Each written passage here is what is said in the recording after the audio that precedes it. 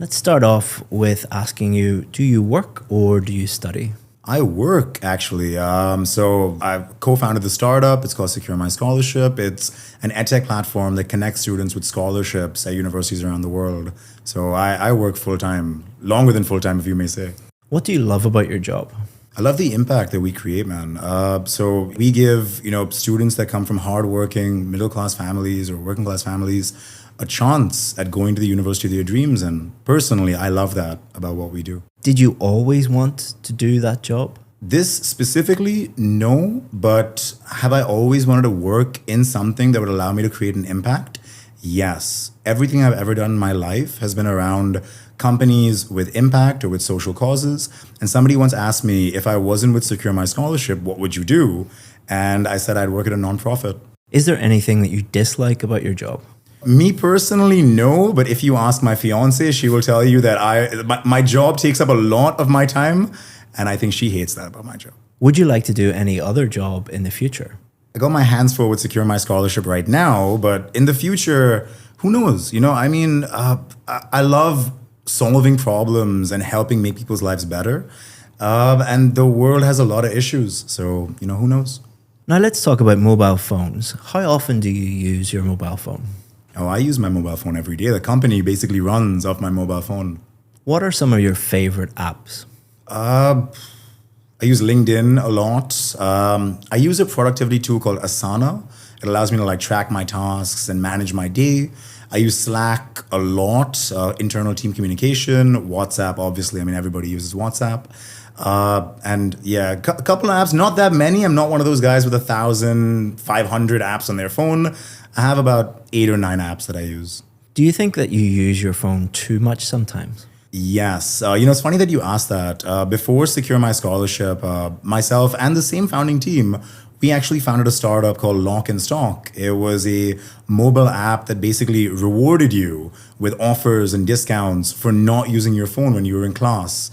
We wanted to kind of help students pay attention more in class, learn better, do better in their studies. And then when they were done, they could get, buy one, get one free at the pizza place or something like that. So, yeah. Now let's talk about your school. Did you enjoy school? That is a tough question. When I was in school, I hated it. But I think the beauty with school is that the later in life you go, the more you begin to appreciate the school that you went to. Who was your favorite teacher? My favorite teacher was a woman named Mrs. Malika Menon. She was my math teacher in grades 10 and 11. And I really liked her classes and I really enjoyed them. And what specifically did you dislike about school? I went to a school that made academic performance very, very important. Everything revolved around, okay, do better, you got to do better, your grades, all of that stuff. Much to the neglect of maybe extracurriculars or sports. I played cricket and football in high school. And I remember we wouldn't have any training practices, any practice matches. We wouldn't go to any tournaments, or we'd go to very few tournaments. And I didn't particularly like that when I was in school. The focus on academics and not really on other stuff. Describe a period of time from your studies that was difficult. I'd say the hardest time during my studies that was difficult was when I was in university, I think second or third year of university. To go to the university that I went to, it required a lot of effort. I think my parents really saved to send me to university, and I had to get a bunch of scholarships and all of that stuff. I wanted to make the most of it, but I didn't quite know how to do that. I was majoring in economics, but I also wanted to study this class and this class and this class and all of that stuff and really make the most of my time because I was lucky to be at the university that I went to. This was perhaps 2015, 2016, second or third year of university. It was hard because I had only a limited amount of time and had to fit all of this stuff in. But I think through that experience, and I came out very well, through that experience, I learned time management. Just actually breaking down what I wanted to do, how I wanted to do it. I had to schedule out my day and my week very, very, very well. And really just make it happen for myself. And that was super difficult, right? Because the school I went to, everything was given to you on a platter. These are your classes. This is what you got to do. But at university, I had to basically make my own schedule. And if you were doing a simple major and that was it, then, no harm, no foul. That's very clear cut, whatever. When I graduated university, I graduated with a major in economics and minors in political science, international relations, mass communication, and business administration. I would have had another minor in finance as well. So I had 4 minors that I graduated with along with my major, and I would have had a 5th minor as well.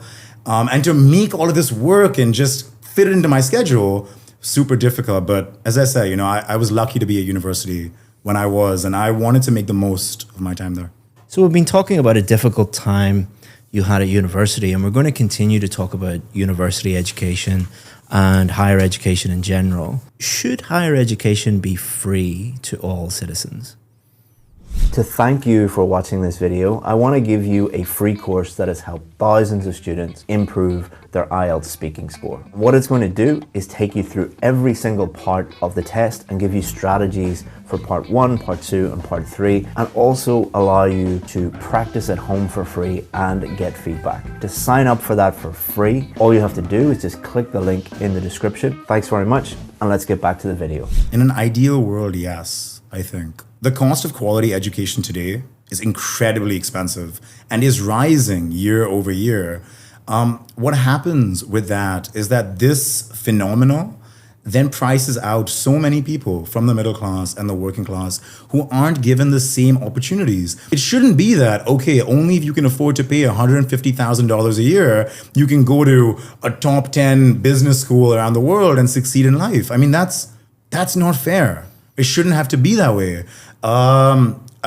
Through Secure My Scholarship, I remember there was this one girl 2 weeks ago who applied for an MBA in the USA. And the cost of that MBA was like $65,000, which, I mean, $65,000 is a lot of money. And especially when you're earning in rupees in India, that's a hell of a lot of money. Now, I mean, what's her solution? I mean, should she give up on her dreams? Should she not go ahead and do it? I mean, what does she do? She applied through our platform. We helped her get a $25,000 scholarship to bring her fees down from $65,000 to $40,000. We can't make it free. Unfortunately, we're not the government. We're not God or the government or whatever. We can't make it free, but we can minimize it as much as we can. I remember I was on a call with her, and just the look of excitement on her face when she got this, because she was taking a loan to go do her MBA, and we effectively cut her loan by half. And that's amazing. Should scholarships only be given to gifted children? In a world with finite resources, I suppose, I guess this is a tricky question, right? Because if there are only N number of seats and there's a cost that is Y and whatever, then you have to ensure that students who are, I guess, academically talented or talented at a sporting level or an athletic level or whatever, are able to get that push that they need, because there are only limited seats. So, if they're not going to get it, then somebody else is going to get the seat and they're going to miss out. So in that scenario, yes, scholarships. And in this sense, I mean 100% scholarships should be given to gifted children because they've displayed some sort of aptitude or level where they can succeed, and they should be given that push, I think. Now, who determines how scholarships are given out? And I know there's a lot of foul play at the university level, or, this guy is my cousin's kid, so give him 100% scholarship. It shouldn't be like that. There should be an unbiased council that has to vote and decide, or however these things are done, but it should be fair. But in a world with limited seats and limited opportunities, I guess, you have to make sure that students who display a level of talent get access to those scholarships, I suppose. But again, just coming back to the previous question, if every student was allowed to study, that's a much more ideal world, I think. Some people think that charities should provide gifted children with scholarships, and other people think that the government should do it. Who do you think should provide scholarships? To thank you for making it this far in the video, I want to give you 10% off our VIP course. The IELTS VIP course is the most successful IELTS course in the world. That is a fact because we have more Band 7, 8 and 9 success stories than any other IELTS course in the entire world. We do that by simplifying the whole IELTS process, supporting you with some of the best IELTS teachers in the world, and being with you every step of the way until you get the score that you need. All you have to do is just look down in the description, just click that, and you can sign up. If you have any questions about the VIP course, always feel free to get in touch with us. We answer 100% of the questions that we get. Hope that you become a VIP. If not, enjoy the rest of this free video. Can I say everyone? I mean, the government, it's in the government's best interests to ensure that its best and brightest receive the best education possible because they will then contribute to society. So it's in the government's best interest to do it. From a charity or a non-profit standpoint, 100%. So someone once asked me, I was on someone once asked me, I was having a discussion and they asked me, Craig, if Secure My Scholarship, just becomes this huge company and, you exit someday, what are you going to do? And, my ambition, at least, if I have the resources, my ambition in life is to someday open schools, not university schools, at the primary level or up to the middle school level, and make it free just for any student to come and get a great education for free, literally. So that's something that I am passionate about. That's also why I work 100 hours a week on Secure My Scholarship. If there's a charity or a nonprofit that's committed to this cause, then 100%. And the third, I guess, stakeholder is the universities themselves. Let's get one thing straight, right? Universities are incredibly wealthy institutions.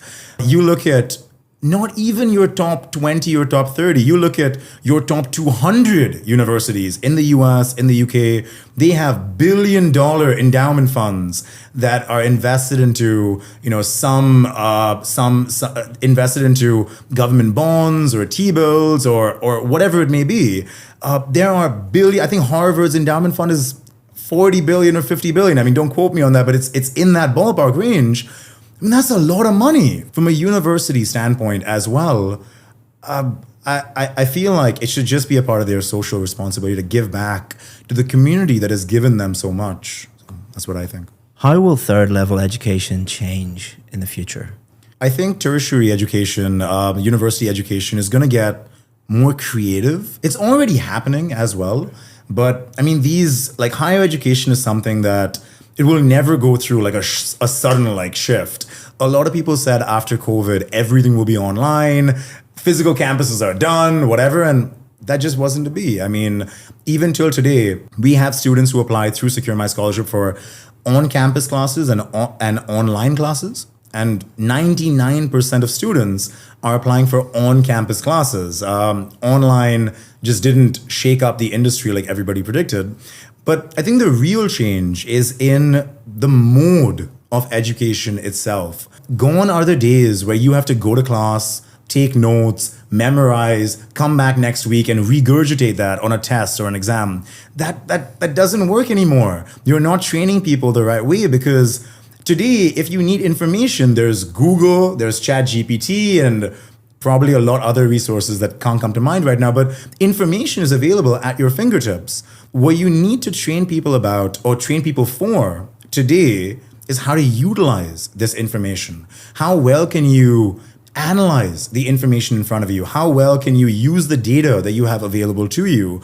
Do you know where to look? How well can you think through the problem to then break it down, to then find the solution in the sea of information available on the internet? How well can you do these things? How creatively can you think through a problem and figure out a solution? These are things that cannot be replaced very easily by ChatGPT or Google or whatever. These are the skills of the future. Memorization and answering questions on an exam it's not really required anymore. And I think this shift is already happening and will really become more profound maybe 10 or 15 years from now. Well done. That's the end of the speaking test. Awesome. Thank you so much. So, full disclosure, Craig is not one of our students. We've never taught him English. He's never attended any of our IELTS courses or anything like that. We want to be 100% honest with you guys. But I noticed Craig online, and he's an Indian national who, I think you will agree, has reached a level in English which is unbelievable. He's easily a band 9. If there was anything above a band 9, I think Craig would get there. Also, Craig, as he mentioned a few times in the interview, runs a company called Secure My Scholarship. IELTS Advantage has no affiliation. We're not sponsored by them. We won't make any money if you go there. But we thought that it would be a great opportunity for our audience, because a lot of our audience hopes to go to university, but you might be struggling financially. Craig, if you sign up for Secure My Scholarship, he guarantees, is that correct? Guarantees. And it's absolutely free. Absolutely free. And he guarantees to get, at least something off a scholarship, and could save you potentially thousands, if not tens of thousands of dollars, attending some of the best universities in the world. Up to you if you want to visit there. I would recommend it. But as I said, we don't make any money from it. But thank you so much, Craig. It was great listening to you. And I'm sure people learned a lot from your performance. And I hope that some of them check out your website as well. Thank you so much for having me, Chris. I really appreciate it. Thank you so much for having me. And best of luck with your company. Thank you.